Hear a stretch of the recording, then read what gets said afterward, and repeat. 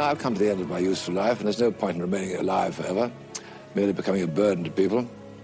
So I don't mind now, really, when it comes, as long as it's reasonably peaceful and satisfying sort of death.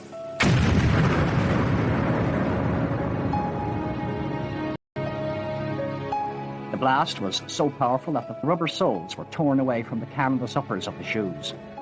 The word that they used to use all the time, spectacular. We scored a spectacular, they would tell journalists. And it was spectacular. It was an amazing event. Maybe in many ways the Mountbatten tragedy was, in many ways, probably one of the most positive things that happened in our relationships. And that seems an extraordinary thing to say, but you know, I mean, it was the beginning of something very positive. The remains of Lord Mountbatten, his grandson and Lady Brabourne were taken to Finner Camp. Mountbatten was an old man leading an innocent life with a large number of children and grandchildren, doing no harm to anyone, quietly enjoying himself in a corner of Ireland. Why on earth should the IRA select him as a target and blow him up? These are blows inflicted on an enemy in wartime, and what does one expect?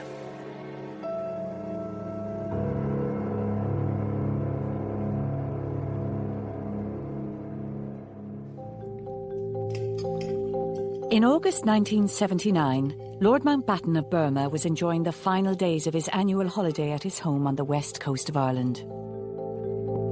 Classy-born came into the family through his wife. It was Edwina Mountbatten's family property. He didn't really go there very much while she was alive, but after she died, they began this practice of annual summer holidays in which the whole family, all the children, and progressively more and more grandchildren would assemble. And he attached enormous importance to this.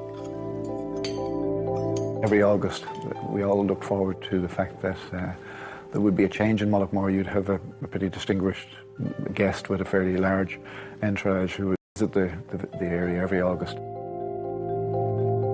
Shadow 5 was the focal point of their holidays, and they spent probably most of the time on the actual boat. He'd been coming to the Irish village of Mullaghmore for nearly 20 years.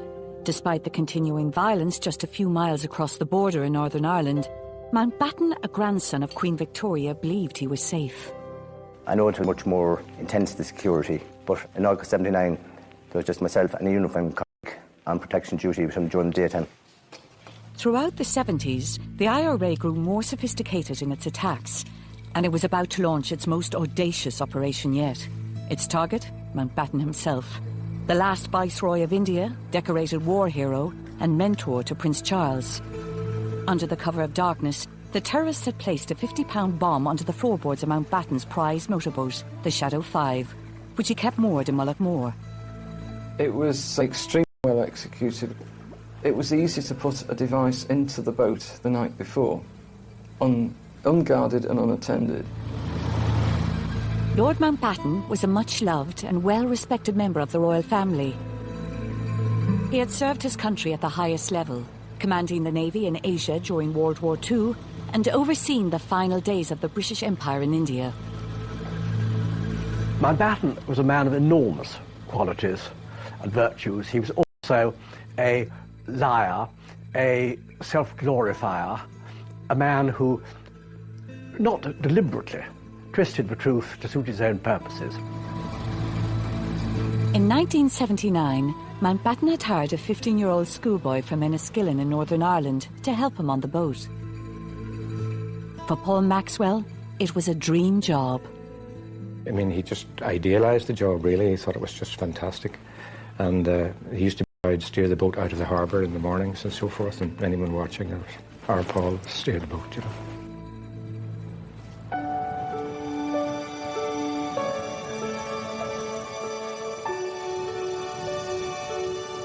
For over 400 years, Classy-born Castle has dominated the skyline over Mullaghmore. Built by a former British Prime Minister. During the 1960s and 70s, it was the ideal location for Mountbatten to escape the formality of life as a royal. Classiebourne was for him almost a sacred place because it was the last redoubt in which a family could gather and lead a totally normal family life with no pomposity, no formality, and yet all the kind of hallowed observances which go with regular family holidays. I think without his life in Classiebourne, his whole existence as a family man would have been immeasurably impoverished. The visits had become so regular that by the late 70s the royal party caused little disturbance to the sleepy coastal village, and the locals welcomed the employment that came with its arrival. I had a job at Classiebourne Castle. I worked there every summer. A great man indeed, but at the same time he was very ordinary and natural person. He spoke with everybody. Everybody liked him. He always seemed to have people looking where he was. There was always interest in him, wherever he went. Lord Mountbatten's security was assessed by the authorities in both Dublin and London. But despite the continuing troubles in the north, neither government was aware of any specific threat and advised him he was safe to travel to County Sligo. We had no inhibition or anxiety at all because we knew that he was a very welcome visitor down there, and we were very anxious to ensure that he would always come back and welcome it. It was, after all, a family place. He was very, very ill-advised to be going there every August. What was he thinking about?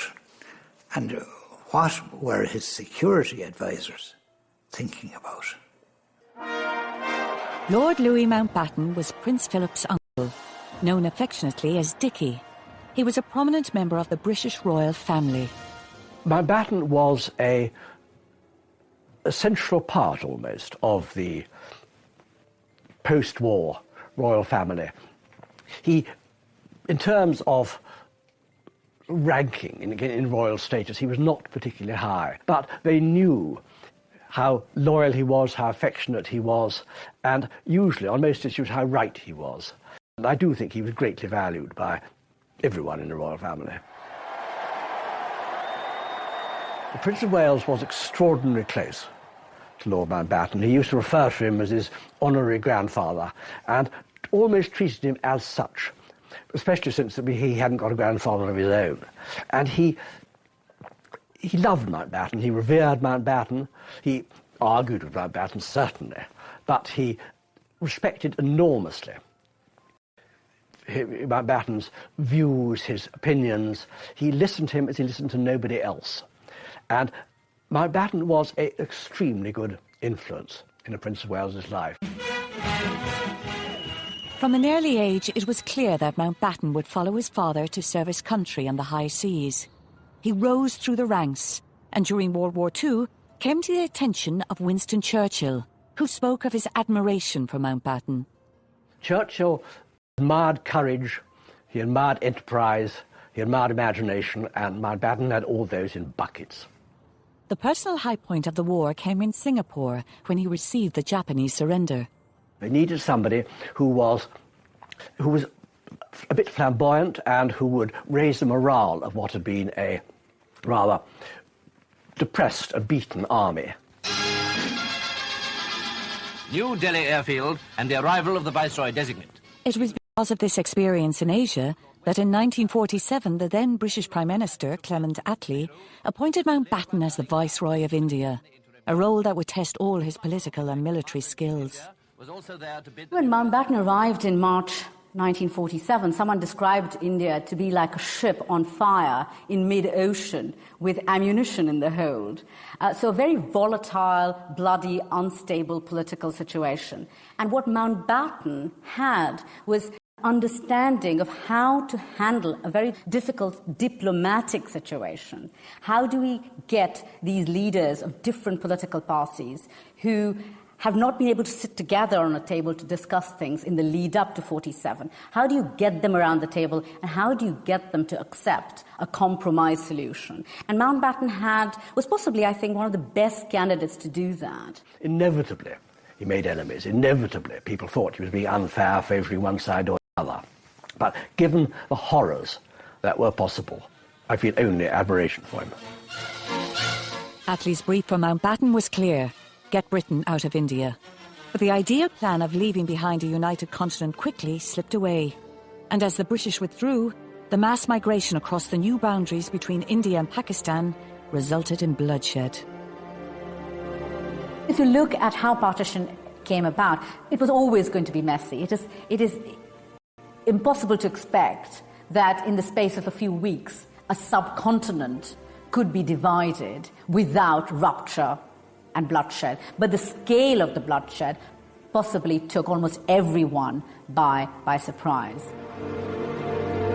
Little was Lord Mountbatten to know that just over 30 years later, in a different part of the world, he himself would become victim of the violence and bloodshed born out of another contentious border. By 1979, Northern Ireland was already into its second decade of routine violence and seemingly intractable conflict. You had this daily diet of violence. Nobody knew what was going on, and everybody kept saying, this is getting worse and worse. There was the famous phrase at the time was, this is going to get worse before it gets better. Despite the continuing violence in Northern Ireland all through the 70s, Mountbatten and his family continued to make their annual pilgrimage to Moore in the Republic of Ireland. Mountbatten knew that for him, a celebrity like him, with royal connections and a military background, he would consult the authorities in London. Every time they said, yes, of course, we accept the fact it is the fate, possibility of a risk, but we believe you could safely go. He so much wanted to go, in a way, that even if they'd been more discouraging, I think he might well have gone. But as it was, he did go with official blessing. Looking back with hindsight, it's absolutely extraordinary to think that a member of the royal family should, in the middle of a violent Republican campaign, should think that he would be safe and sound in holidaying in Ireland.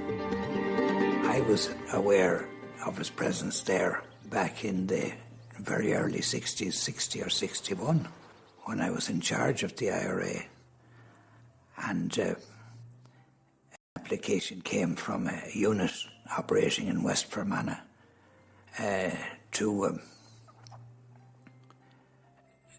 to deal with Lord Mountbatten. I ruled it out at the time because he was in the 26 counties and so on. Now, if he had crossed the border and that we became aware of it, that was a different matter entirely. Successive British governments had struggled to find a political resolution. Attempts at power sharing and ceasefires had failed, and Republicans were now digging in for what they termed the Long War. Then, in the spring of 1979, Margaret Thatcher was elected British Prime Minister. Where there is doubt, may we bring faith, and where there is despair, may we bring hope. Thatcher's not someone for whom Northern Ireland is a central issue. She's not someone who cares about the union, about issues of sovereignty, about all the kind of issues of principle that worried some people about Northern Ireland, some people in the Conservative Party about Northern Ireland. She's someone who's always slightly confused by Northern Ireland. Margaret Thatcher had first-hand experience of the violence, losing one of her closest political friends, the MP, Éire Niamh. A bomb exploded under his car as he left the House of Commons during the British general election in 1979. It was an attack that left its mark on Thatcher. They must never, never, never be allowed to triumph. They must never prevail. Éire Niamh had been very important to her, both in her candidature, in her becoming a candidate to be leader of the Tory party, and so eventually Prime Minister, and then in forming her views about Northern Ireland, about which I think she knew very little at first hand, as it were, until that time. And she was still conditioned by what she had learnt from Éire Niamh. What she does have is a very strong notion of terrorism, and she sees Northern Ireland really as top of Margaret Thatcher's political priorities. However, the IRA, growing more and more sophisticated in its attacks, was determined to put it on her agenda. At the beginning of the Troubles, IRA people were pouring petrol into milk bottles, putting a rag in, setting fire to it and throwing them at the soldiers. Years passed and they started to get fertiliser, agricultural fertiliser, and grind it down and made a bomb with some it off and sometimes didn't. Then they got Jelly-Gnite and so on. But then by the late 70s, they were into new technology, very worrying for the authorities. In 1979, the IRA made a technological breakthrough that breathed new life into its campaign. Members of the South Armagh Brigade had come up with a new way to detonate explosives, which would later prove devastating in the attack on Mountbatten. What the IRA started to do was to take out the mechanism which you have in hobby products like toy boats and model aircraft, and adapt that in a bomb to make it go off when you literally set it off with a remote control. This particular method would set in train a whole new challenge for the British Army and the security forces in trying to counter what was highly skilled and highly technical way of setting a bomb off. Because this involved electronics, it meant that they'd come onto a completely new level of ingenuity and skill and training in being able to make such devices. Up until the mid-70s, the IRA claimed to operate under a policy that banned all military operations in the Republic of Ireland. Despite the situation in Northern Ireland deteriorating, it remained a world away from Mullaghmore. I could honestly say that Mullaghmore up to that stage certainly wasn't touched. Of course we're aware of the happenings in Northern Ireland because we're within 17, 18 miles of the border, but we weren't certainly any more conscious than any other part of the country. In July 1979, the Maxwell family were settling into their holiday when they were approached by a local woman who asked if their son Paul would be interested in a summer job. She was given the job of trying to find somebody who would act as a boat boy for the summer, basically. And she asked me if Paul would be willing to do it. And I asked him, and he was really over the moon about it, and he got the job. Lord Mountbatten had local boat builders construct the Shadow 5 to his own specifications. Prior to his arrival, locals would prepare the boat for him. And throughout the month of August, he took to the water almost every day. It's a very, very well maintained boat with an actual toilet installed, which was unusual for boats at that stage, and quite a lot of navigational and radio equipment installed as well. Coming from Northern Ireland, John Maxwell was used to the constant threat of violence, but in Mullaghmore, he believed his family was safe. Well, initially when Paul took the job, I had some concerns about it, but Paul was so keen on it that I didn't like to, and I thought to myself, well, the security, if somebody wants to take Mountbatten out, they could do it in another way rather than involve small kids or anybody else that was with them at the time. And I thought the risk didn't seem to be all that high anyway. In previous years, there was full-time protection on the boat while it was berthed in the harbour and not in use. But in August '79, that protection had been removed, I think possibly at the wishes of Lord Mountbatten. He wanted minimum security, and there were routine patrols by local patrol cars from maybe Kinlough, Bundoran, Ballyshannon, Sligo, patrolled the harbour and the surrounding areas and the main Sligo-Donegal Road on a regular basis.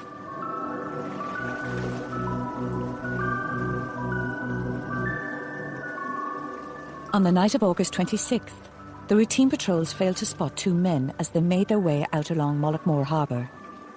The IRA team boarded the Shadow 5 and placed a 50-pound remote-controlled bomb onto the floorboards. This was the IRA showing the world a new frightening capability, both in terms of technology and execution. But unknown to them, their target may have had some sympathy for their cause. The attack was laden with symbolism. Here was the IRA driving the British establishment out of Ireland through military might.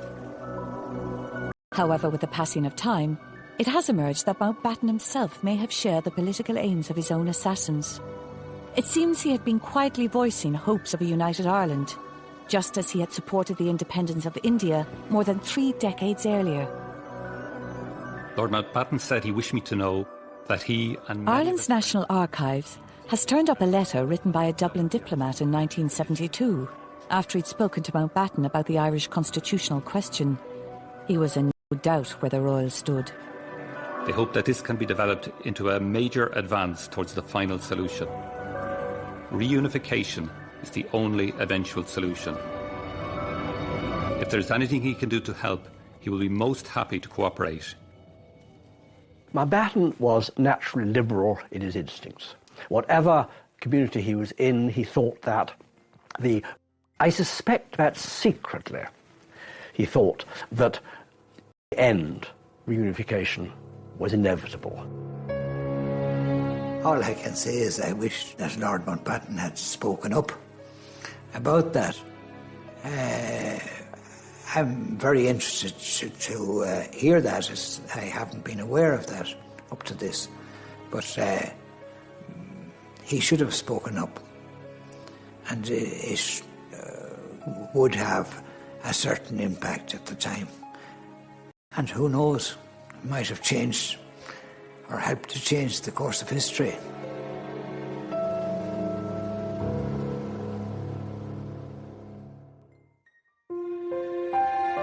For Enniskillen teenager Paul Maxwell, the summer of 1979 had given him a dream job working as a boat boy for a member of the royal family. Lord Mountbatten, the last Viceroy of India, spent each August in Mullaghmore, County Sligo, and on the morning of August 27th, both were nearing the end of their holidays. Paul got up as usual in the morning, and we had another couple of kids staying with us at the time, and he called one of the girls a fat lump, and which really annoyed her. And then he went out and he headed across the fields up to the castle. It had been a dreadful summer. Weather-wise, it was just about as bad as you could get. And that date in August was the bank holiday weekend in the UK.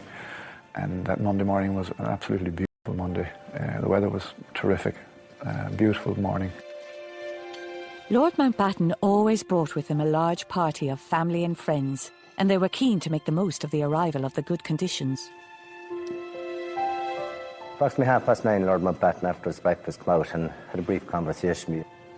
He informed me that later that day, he gave no specific time, that he and his party would be going out on board Shadow 5 for a trip to examine the lobster pots. As luck would have it, I went down to collect a paper later on in the morning, and I was watching him across on the other side of the harbour, and he was in the boat. He was sort of getting it ready to go out. And I came out from buying my paper, and he looked across, and I waved at him, and he waved back. That was the last time I had any kind of contact with him. Meanwhile, back at Classiebawn Castle, preparations were underway for the trip on Shadow 5. About 11 o'clock at the party, they were in and out and loading the car with picnic basket and various items.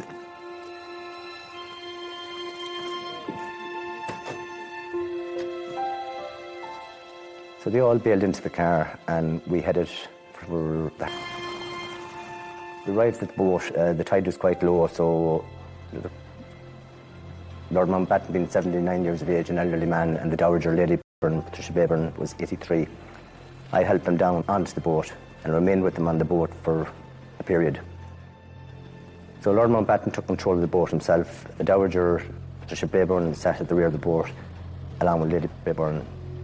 Lord Brayburn, Timothy and Nicholas Maxwell, twin sons, 14 years of age, and Paul Maxwell were in the main body of the boat then. Lord Mountbatten steered the boat out of the harbour, turned left and headed towards where the lobster pots were. I had went down onto the rocks, down onto where the small wee ponds of water were just walking along the rocks.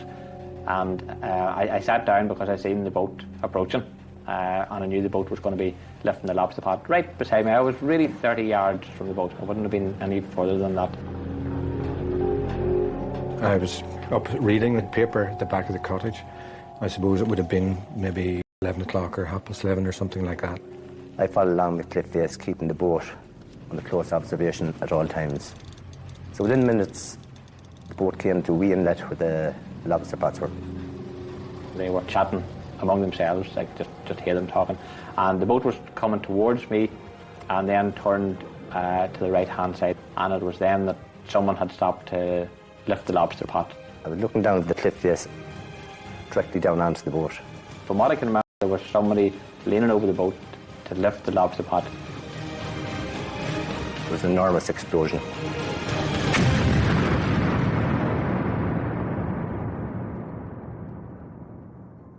It just riz clean out of the water. It went straight up into the air. It didn't spread out at all. It just went straight up.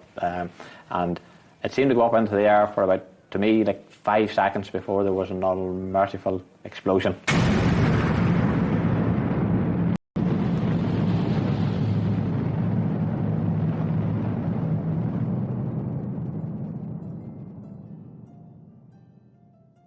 Blue-red flashes emerged.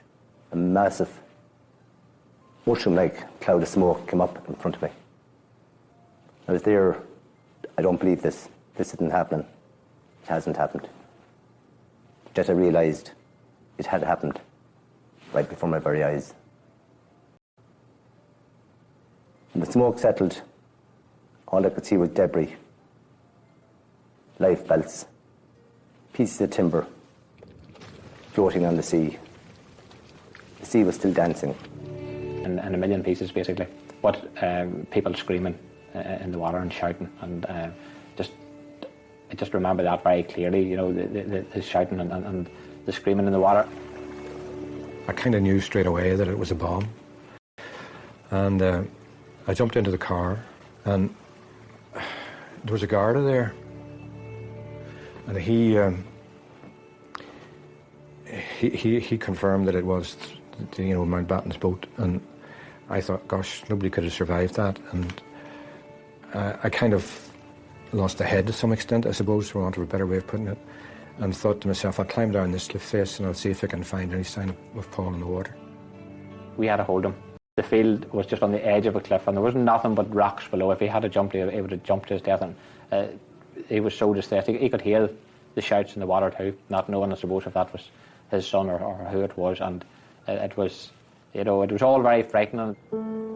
At that stage also, quite a lot of boats that had been in the vicinity of the explosion itself had gone to the scene, and they were starting to remove the survivors and the casualties from the water. I met a man on the harbour, and he said, there's some survivors of this, and one of them is Paul, and he's in the Pierhead Hotel. So I felt a fantastic sense of relief at that point, and ran into the Pierhead Hotel and went up and saw this boy lying. The twins, the Natchwell twins, were fair-haired, like Paul, and at first I thought it was Paul, but it turned out that it was Tim. And that was a huge letdown, of course, because then I had to start looking for Paul again. I went back down onto the harbour, and there was a boat there, and a man I know said that he had Paul's body in the boat. So I went onto the boat. Paul was just lying there, and his head was in a bucket of mackerel. And I picked him up, and his body was still warm. So I thought he might be alive, but he wasn't. Lord Mountbatten died instantly in the attack, along with one of his grandsons, Nicholas Snatchbull. Another member of the party, Baroness Brayburn, would die the following day from her injuries. For Mountbatten, if he had gone alone, it was just about the perfect ending. He was nearly 80, he knew he was growing old, he hated growing old. He was at sea, he was doing what he loved most. He was blown up at sea by Her Majesty's enemies. The tragedy was that these other totally innocent members of his family went along with him, and that would have obviously caused him the deepest regret. The transformation from early morning Mullaghmore to midday in the afternoon couldn't have been more stark.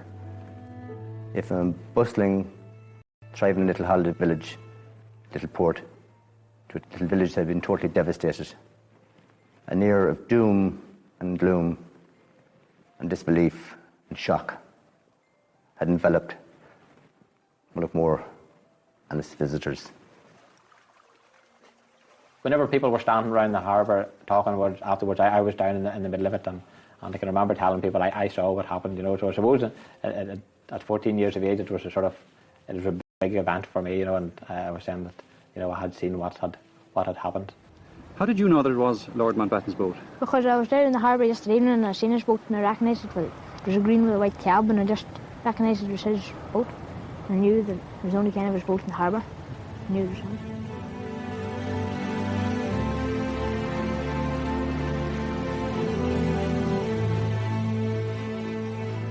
In military operations, things change very quickly from time to time, and sometimes on-the-spot decisions have to be taken. And I don't know what the decision-making process was in that regard. But I regret the deaths of the civilians.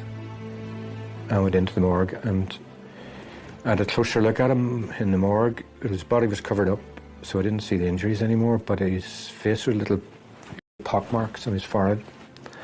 And I went to stroke his hair, but it was sticky with seawater and oil, and it wasn't a pleasant feeling. But I knew there was no going back from that point of view. He was clearly dead. And I went outside and I sat down and I cried for a long time.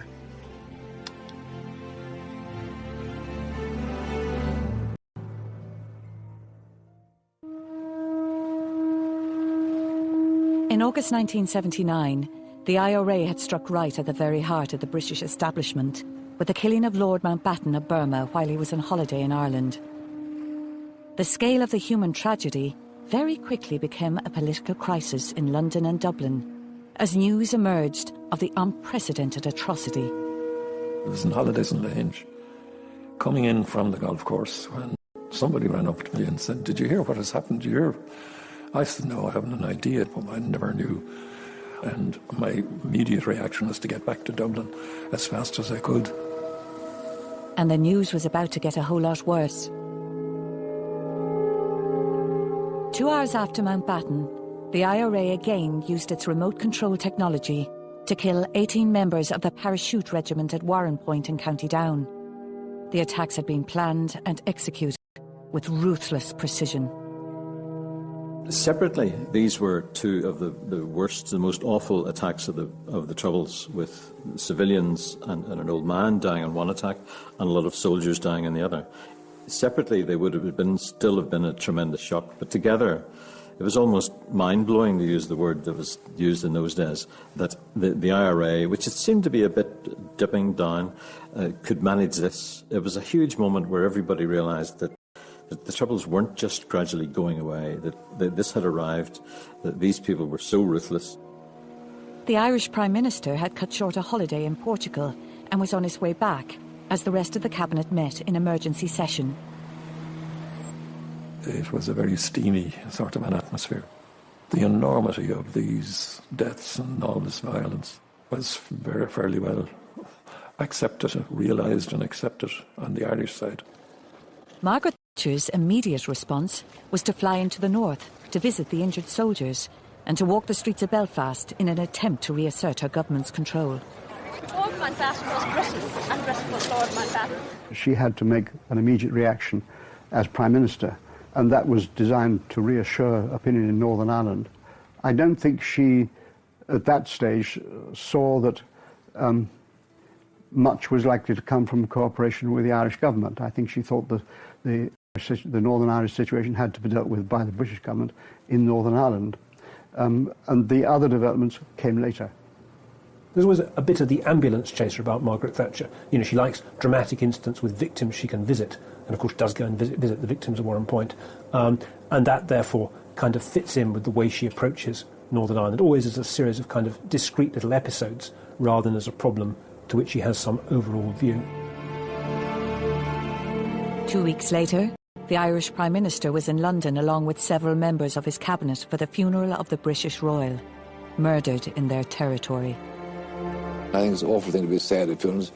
I hope people won't cry. They must remember that all my life I've enjoyed a joke, I've enjoyed the fun of life, and I'm going to enjoy the fun of dying, and I'm only sorry I won't be there to see the fun of the funeral. Walking to the Abbey that morning, we just walked because we were early, and there were crowds of people past And what struck me particularly was the venom. It was in this fevered mood that the Irish delegation led by Jack Lynch found themselves summoned to Downing Street immediately after the funeral, where they faced demands from Margaret Thatcher for greater cross-border cooperation and a new, tougher security regime. She was committed above all, really, to the security situation and to dealing with the terrorist situation, the IRA situation in Northern Ireland on the ground. She was anxious, of course, if there could be any assistance in doing that from the government south of the border, but not really expecting very much on that score at that time. Jack Lynch was nobody's fool.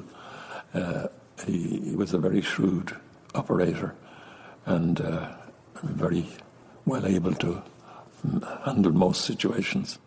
One of the ways in which I thought we might help the Taoiseach would be to produce a document of this size which he could slip in his pocket and look at in the car on the way to the meeting, so that all the points are there.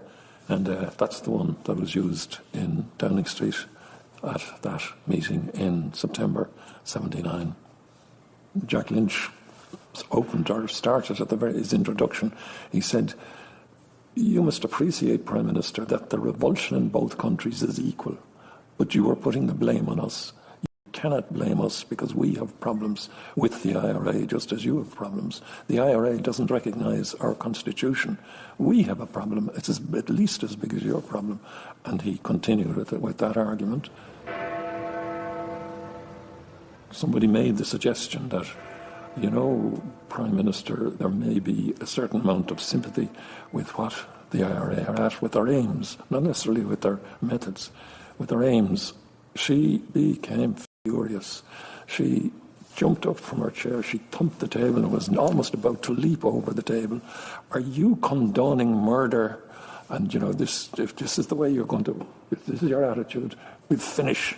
And Jack Lynch kind of put his hand out and told the man responsible, or he kind of said, "Look, Prime Minister, we both have the same objective. Don't continue with this sort of attitude." So she quietened down, but obviously her nerves were on edge, and the memory of all the deaths was obviously very, very live. I remember on one occasion saying, "But murder is murder is murder." Well, we didn't need to be told that. But to try to eradicate the causes of murder, in numerous meetings with her, she had a narrow focus, to say the least, rather tunnel vision. Mrs. Thatcher's reaction was actually quite measured. You obviously had the panic and the anger of the first few days, but she didn't say, "Right, let's bring in a whole new package of security measures. Let's bring in more shock troops." The Irish authorities moved quickly, and within months, IRA man Thomas McMahon, who'd been arrested on the day of the attack, was jailed for life for planting the bomb on Lord Mountbatten's boat. Forensic evidence helped convict McMahon, whose boots were found to have traces of paint from the Shadow 5 on them. We realised, we just can't react and give these fellas the right to have us all on the back foot reacting to what outrages of that nature. If we do, we'll never make progress. Never. We might as well give up the business of government and say, "OK, you guys, come on, take it over." That wasn't going to happen. Never did. The political fallout of the IRA attack ushered in a greater understanding of the Northern Ireland troubles between both governments. Only a few months into her first term as Prime Minister, and having to deal with the assassination of a prominent member of the royal family and the massacre of 18 soldiers, Mrs. Thatcher began to realise that security measures alone would not solve the situation. Meanwhile, the Irish government had to deal with the fact that the IRA was operating in its jurisdiction at a worrying new level of ruthlessness. Maybe in many ways the Mountbatten story, Mountbatten tragedy, in many ways probably one of the most positive things that happened in our relationships. And that seems an extraordinary thing to say, but it was the beginning of something very positive. Mullaghmore stands alongside many other towns and villages of Ireland, whose very names are synonymous with the death and violence inflicted during the historical period now known simply as the Troubles. By killing a member of the royal family, the IRA brought international attention to the conflict, but it also heralded a new era of partnership between the Dublin and London governments. It simply never occurred to him that anyone would attack him at sea. So knowing that, you wouldn't just be attacking him, you'd be attacking other innocent people who are out with him, you'd be attacking children, you'd be attacking women, you'd be attacking a little Irish boy who always went out with the boat. It seemed to him unthinkable. It did the IRA's cause in this country no good whatever. That evaporated. I think I was somewhat ashamed. In fact, I was. Still feel a bit of that. Because we had developed a relationship. We were showing our maturity as a people. We had a confidence to engage with the British government, and not always in agreement. And then to see this happen, you'd have to feel somewhat ashamed. I did. Jack did. But I think our British counterparts understood that too. So it didn't damage our relationships at all. In fact, if anything, it would have enhanced our understanding of each other.